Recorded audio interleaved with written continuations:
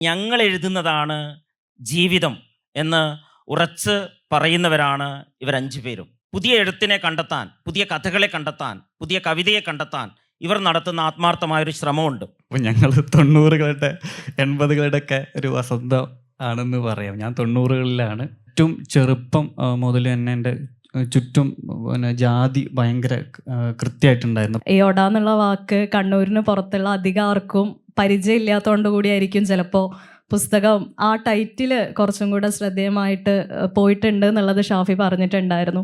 ഇവര് ഒരുപക്ഷെ നമ്മൾ പി രാമേന്ദ്രൻ്റെയൊക്കെ കവിതയിൽ പറയുന്നത് പോലെ ഞാൻ ഇവിടെ ഉണ്ടെന്ന് അറിയിക്കാൻ ഒരു കൂവലോ ഒരു തൂവലോ മതി എന്ന് പറയുന്നതിനപ്പുറത്ത്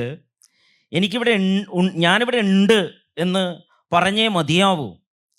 അത് വിളിച്ചു പറയാനുള്ള അത് ഷാഫിയുടെ ഒരു അഭിമുഖത്തിൽ കഴിഞ്ഞ വർഷം മാതൃഭൂമി കഥാപുരസ്കാരം ലഭിച്ചപ്പോഴേ ഷാഫി അഭിമുഖത്തിലാണെന്ന് എൻ്റെ ഓർമ്മ.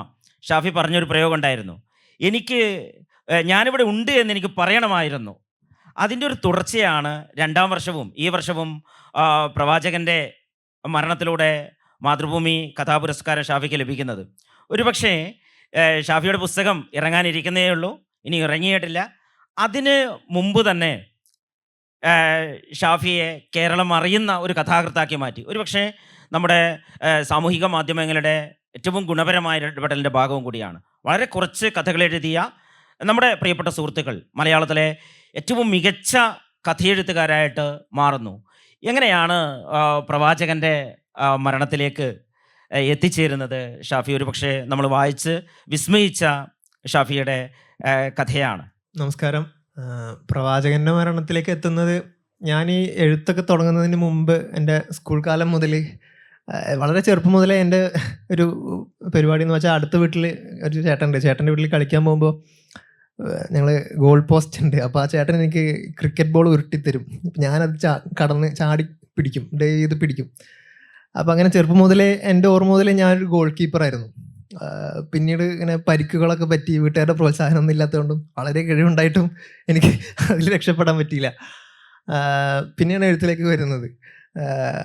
അപ്പം എനിക്ക് എല്ലാ സമയത്തും ആഗ്രഹം ഉണ്ടായിരുന്നു ഇങ്ങനെ ഫുട്ബോൾ ബേസ് ചെയ്തൊരു കഥ എഴുതണമെന്ന്. അപ്പം ഞാൻ എൻ്റെ കാലടിയിൽ ഗവേഷണം ചെയ്യുന്ന കൂട്ടുകാരോടൊക്കെ അങ്ങനെ പറയുമ്പോൾ ഫുട്ബോൾ ബേസ് ചെയ്തൊരു കഥ എഴുതണം, പ്രത്യേകിച്ച് ഗോൾ കീപ്പറെ ബേസ് ചെയ്തൊരു കഥ എഴുതണം എന്ന് പറയുമ്പോൾ എല്ലാവരും പറയും NS മാധവൻ ഹിഗ്ഗിറ്റ് എഴുതിയല്ലോ, ഇനിയിപ്പോൾ അതിലെന്താ എഴുതാനുള്ളത്, എഴുതണ്ട എന്നുള്ളൊരു നിലക്ക് പറയും. അപ്പം ഞാൻ ഹിഗ്ഗിറ്റയിൽ ഉള്ളത് ഗോൾ പോസ്റ്റ് വിട്ടിറങ്ങാൻ മടിച്ചു നിൽക്കുന്നൊരു ഗോൾ കീപ്പർ ഗോൾ പോസ്റ്റ് വിട്ടിറങ്ങുന്നതിൻ്റെ ഒരു കഥയാണല്ലോ.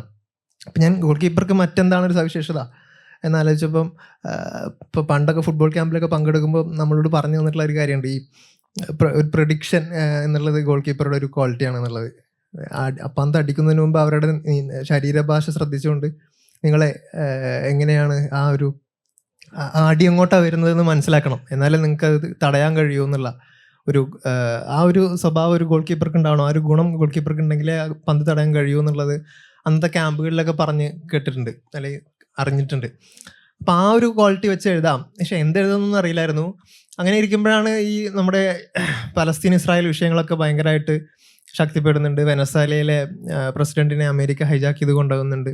ആ സമയത്ത് കേരളത്തിൻ്റെ പൊതുമണ്ഡലത്തിനകത്ത് നമുക്ക് വലിയൊരു രാഷ്ട്രീയ പാരമ്പര്യമുണ്ട്. നമ്മൾ അന്തർദേശീയ വിഷയങ്ങളിലൊക്കെ വളരെ ഗൗരവമായി ഇടപെടുന്ന. ഞാൻ പഠിച്ചത് ഒറ്റപ്പാലം NSS കോളേജിലായിരുന്നു ഡിഗ്രി. ആ കോളേജിനെ പറ്റി അല്പം കളിയാക്കിയിട്ടാണെങ്കിലും പറയുന്നൊരു കാര്യമുണ്ട്, റഷ്യയിൽ മഴ പെയ്താൽ ഒറ്റപ്പാലം NSSൻ്റെ ഉമ്മറത്ത് കൊട പിടിക്കുന്നവരാണ് എന്നുള്ളത്. അപ്പോൾ അങ്ങനെയുള്ള ഒരു രാഷ്ട്രീയ പാരമ്പര്യം, ഒരു അന്തർദേശീയ പാരമ്പര്യമൊക്കെ നമുക്കുണ്ട്. അപ്പോൾ അങ്ങനെയുള്ള മലയാളി തന്നെ അതിൻ്റെ ഒരു വലിയ വിഭാഗം ആളുകൾ എന്തിനാണ് നമ്മൾ ഇസ്രായേലിലെ അല്ലെങ്കിൽ പലസ്തീനിലെ അല്ലെങ്കിൽ വെനസ്വേലയിലൊക്കെ കാര്യത്തിന് ഇവിടെ ശബ്ദം ഉണ്ടാക്കുന്നത്, ഇവിടുത്തെ സമാധാനം കളയുന്നത് എന്തിനാണ്, ഇവിടെ എന്തിനാണ് തർക്കിക്കുന്നത് എന്നുള്ള ചോദ്യങ്ങളൊക്കെ ഉണ്ടാകുന്നു.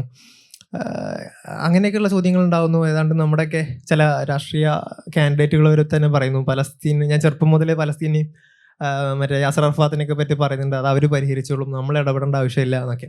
അപ്പം ഞാൻ അങ്ങനെ ആലോചിച്ചപ്പോൾ സമയത്ത് ഫുട്ബോളാണ് മലയാളി അല്ലെങ്കിൽ ഈ മലയാളിയുടെ ഒപ്പം തന്നെ മലയാളിയെ ഒരു അന്തർദേശീയ മാനവിക ജീവിയാക്കി മാറ്റുന്നതിൽ ഫുട്ബോളിന് വലിയൊരു പങ്കുണ്ട്. കാരണം നമ്മുടെ ദേശത്തല്ലാത്ത ഏതോ ആളുകൾക്ക് വേണ്ടി നമ്മൾ ഉറക്കമൊഴിക്കുന്നു, നമ്മൾ തർക്കിക്കുന്നു, നമ്മൾ സന്തോഷിക്കുന്നു, നമ്മൾ കരയുന്നു. അപ്പോൾ മലയാളിയെ ഒരു അന്തർദേശീയ വിഷയമാക്കി, ഒരു വ്യക്തിയാക്കി നിലനിർത്തുന്നതിൽ, ഒരു ആഗോള മാനവിക വ്യക്തിയാക്കി നിലനിർത്തുന്നതിൽ ഫുട്ബോളിന് വലിയ പങ്കുണ്ടെന്ന് തോന്നി. അപ്പോൾ ഇത് രണ്ടിനെയും ബന്ധപ്പെടുത്തിക്കൊണ്ടൊരു കഥ എഴുതണം എന്നുള്ളതും ആയിരുന്നു. അപ്പോൾ ആ സമയത്ത് ഞാനൊരു നോവൽ വായിച്ചിരുന്നു, ജെന്നി എർപ്പൻബെക്കിൻ്റെ കൈറോസ് എന്ന് പറഞ്ഞിട്ട്. അപ്പോൾ അതിൽ ഈ ജർമ്മൻ ബ്രിഡ്ജിൻ്റെ തകർച്ചയായി ബന്ധപ്പെട്ട്, ജർമ്മൻ ഡിവിഷനുമായി ബന്ധപ്പെട്ട്, അതും ഒരു വ്യക്തി ജീവിതവുമായി ബന്ധപ്പെട്ട് അതിനെ സമാന്തരമാക്കിക്കൊണ്ടുള്ളൊരു നോവലാണ്. അപ്പോൾ അത് വായിച്ചപ്പോൾ എനിക്കിങ്ങനെ ഒരു ഇത് കിട്ടി, ഈ ഫുട്ബോളിൻ്റെ ചരിത്രവും വ്യക്തിയുടെ ചരിത്രവും എന്നുള്ളത്. അപ്പോൾ അത് എനിക്കറിയാവുന്ന മനുഷ്യരും വ്യക്തികളും, അതും ഈ ഫുട്ബോളിൻ്റെ ചരിത്രം എനിക്ക് ഓൾറെഡി അറിയുന്നതായിരുന്നു. പക്ഷെ അതിലൊരു വിഷയം ഇപ്പോൾ ഈ ഞാൻ നേരത്തെ ഇവരോട് പറഞ്ഞത്, ഇപ്പം നമ്മൾ ജെൻസിയുടെ സെഷനാണിത്. 97 ജനിച്ചവരാണ് ജെൻസി എന്ന് പറയുന്നു. ഞാൻ 97 ജനിച്ച അതിൻ്റെ ബോർഡർ ലൈൻ ജെൻസിയാണ്. പക്ഷേ ഈ കഥയുടെ പശ്ചാത്തലമൊക്കെ പറയുന്നത് 70-ഉം 60-ഉം ഒക്കെയാണ്. അപ്പോൾ ഈ കഥ വായിച്ചിട്ട് ആളുകൾ എന്നെ വിളിച്ചിട്ട് ഞങ്ങളുടെ കഥ 60-ലെ 70-ലെ കഥ നിങ്ങൾ എങ്ങനെ എഴുതി എന്നുള്ളതാണ് ചോദിച്ചിട്ട് അവരാണ് വിളിക്കുന്നത്. അപ്പം അങ്ങനെ അത് ആ പശ്ചാത്തലം, ആ കാലഘട്ടം എഴുതാൻ എനിക്ക് ഭയങ്കര ബുദ്ധിമുട്ടായിരുന്നു. കാരണം അന്ന് മലയാളി എങ്ങനെയാണ് ഫുട്ബോളിനെ ആസ്വദിച്ചത്, പ്രത്യേകിച്ച് ലോക ഫുട്ബോളിനെ ആസ്വദിച്ചത്, അല്ലെങ്കിൽ എങ്ങനെയാണ് അറിഞ്ഞത് എന്നുള്ളത് വളരെ ആർക്കും അറിയാത്തൊരു കാര്യമാണ്. അതിനെക്കുറിച്ച് എഴുതപ്പെട്ട കാര്യങ്ങളൊക്കെ ഒന്നുമില്ല. അപ്പം ഞാൻ കുറേ അന്വേഷിക്കേണ്ടി വന്നു, ചെറിയ റിസർച്ച് അതിൻ്റെ ഭാഗമായിട്ട് നടത്തേണ്ടി വന്നു. പഴയ സ്പോർട്സ് ജേർണലിസ്റ്റുകളെയൊക്കെ, ഇപ്പോൾ ജീവിച്ചിരിപ്പുള്ള വയസ്സായ ആളുകളെയൊക്കെ കോണ്ടാക്ട് ചെയ്യേണ്ടിയൊക്കെ വന്നു. അപ്പോൾ അവരാണ് അന്നിങ്ങനെ പ്രധാനമായിട്ടുണ്ടായിരുന്നത്. ആളുകൾക്ക് പത്രം ഉണ്ടായിരുന്നു, ആകാശവാണിയുടെ ചില ആഴ്ചയിൽ ഒരിക്കലൊക്കെയുള്ള പരിപാടികളുണ്ടായിരുന്നു. അതിന് പുറമെ ഈ തിയേറ്ററുകളിൽ സിനിമ ഇടുന്നതിന് മുമ്പ് ന്യൂസ് റീൽ എന്ന് പറഞ്ഞിട്ട് ഒരു പരിപാടി, അതായത് പഴയ വാർത്തകളിൽ ഗോൾ ദൃശ്യങ്ങൾ, അന്താരാഷ്ട്ര മത്സരങ്ങളിലെ ഗോൾ ദൃശ്യങ്ങൾ ഇങ്ങനെ സിനിമയിൽ തിയേറ്ററിന് പടം തുടങ്ങുന്നതിന് മുമ്പ് ഇടുമായിരുന്നു. അപ്പോൾ അത് കാണാൻ വേണ്ടി അന്നത്തെ ഭയങ്കര ഫുട്ബോൾ ഭ്രാന്തന്മാരൊക്കെ പോയിരുന്നു ഈ 70-കളുടെ തുടക്കത്തിൽ. അപ്പം അങ്ങനെയൊക്കെയുള്ള വിവരങ്ങളൊക്കെ കിട്ടി, അതൊക്കെ ഉപയോഗപ്പെടുത്തുകയും അങ്ങനെ ഇതിനെല്ലാം കൂടി ചേർത്ത് വെച്ചാണ് ആ കഥ ഉണ്ടായത്. നമ്മൾ ഫുട്ബോളിനെ കുറിച്ച് നമ്മളെപ്പോഴും പറയാറുള്ളൊരു കാര്യം, അത് കളിയും കലയും കലാപവുമാണെന്നൊക്കെയാണ് നമ്മൾ പറയാറുള്ളത്. ഹിഗ്ഗിറ്റ വന്ന കാലം മുതലേ നമ്മൾ പറയുന്നൊരു കാര്യമാണ്. ഷാഫി ഒരു പക്ഷേ അതൊന്നുകൂടി ഉറപ്പിച്ചു തരികയാണ് ചെയ്യുന്നത്. ഒരു പക്ഷേ അനുഭവങ്ങളെ, ഞാൻ നേരത്തെ സൂചിപ്പിച്ചതുപോലെ അനുഭവങ്ങളെ തേടിയിട്ടുള്ള ഒരു സഞ്ചാരമുണ്ട് ഈ എഴുത്തുകാരിലൊക്കെ കാണുന്നത്. അത് മലയാളത്തിൽ എന്നെയൊക്കെ വ്യക്തിപരമായിട്ട് നടുക്കിയ ഒരു കഥയായിരുന്നു ഒരു ഘട്ടത്തിൽ കൃഷ്ണഗാഥ എന്ന് പറയുന്ന കഥ.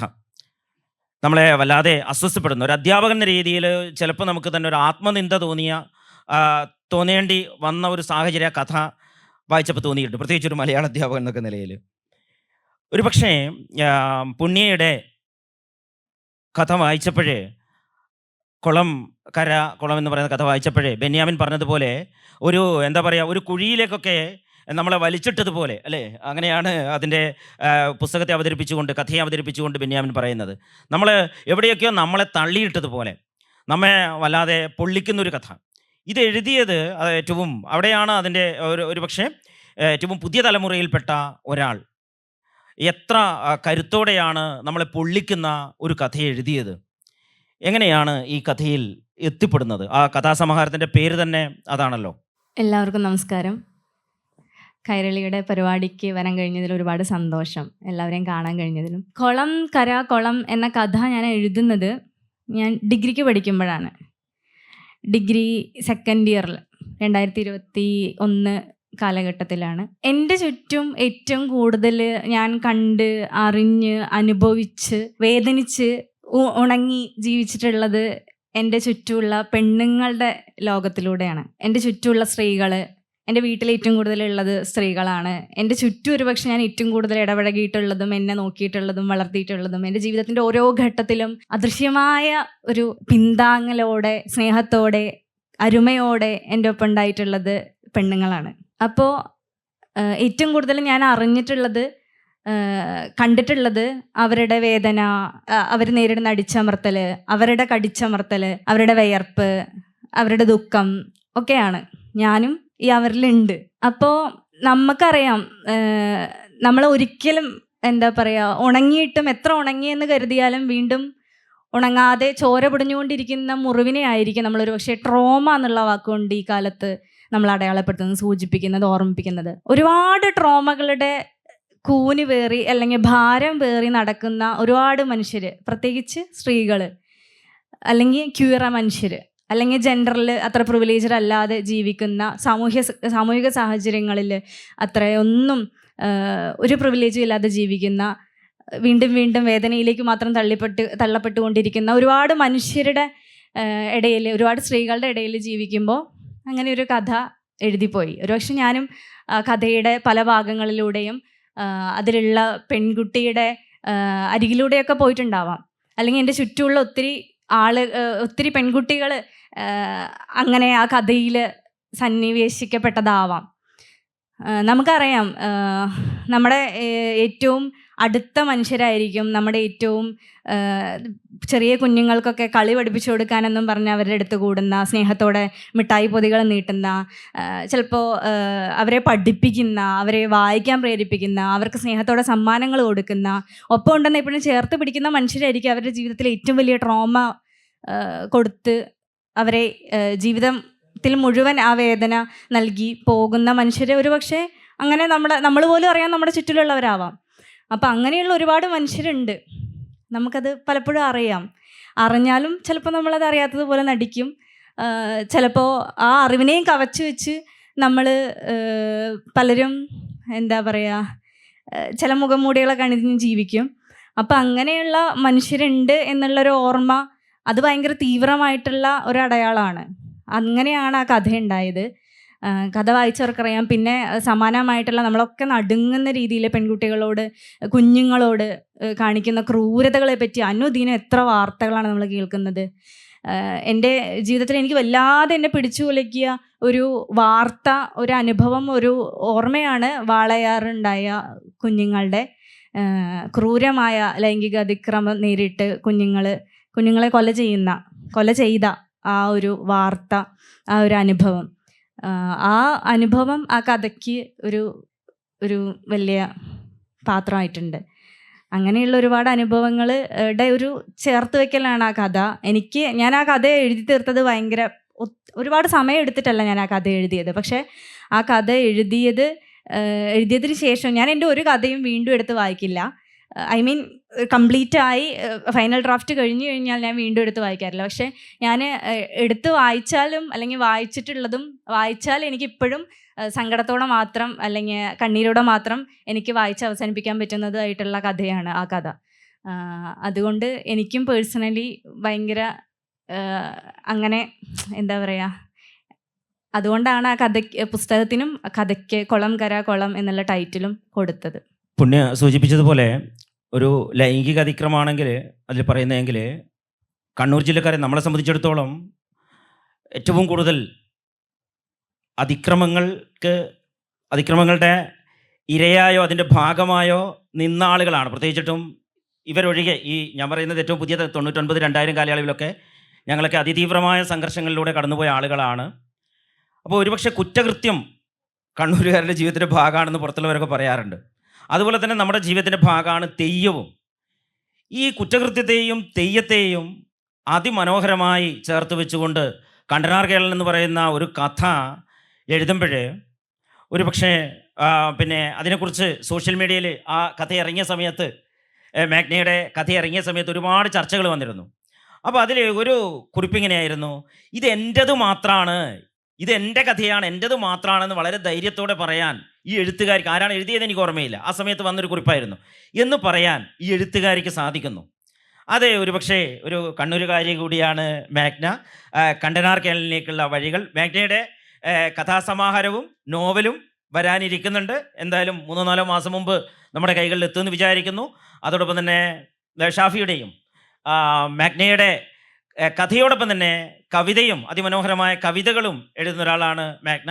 എങ്ങനെയാണ് കണ്ടനാർ കേരളൻ എന്ന് പറയുന്ന നമ്മളേറെ ചർച്ച ചെയ്ത ഒരു കഥയിലേക്കുള്ള കടന്നുവരവ്? ആദ്യം തന്നെ വളരെ സന്തോഷമുണ്ട്. കണ്ടനാർ കേരളൻ എന്ന് പറഞ്ഞൊരു കഥ പറയുമ്പം കണ്ണൂരിലാണ് ജനിച്ചത്. അപ്പം ആദ്യം തന്നെ എനിക്ക് ഏറ്റവും കൃത്യമായും വ്യക്തമായും ഉറപ്പുണ്ടായിരുന്നൊരു ഉറപ്പ് എന്ന് പറയുന്നത്, ഞാൻ ഒരിക്കലും ഒരു തെയ്യം കഥ എഴുതില്ല എന്നായിരുന്നു.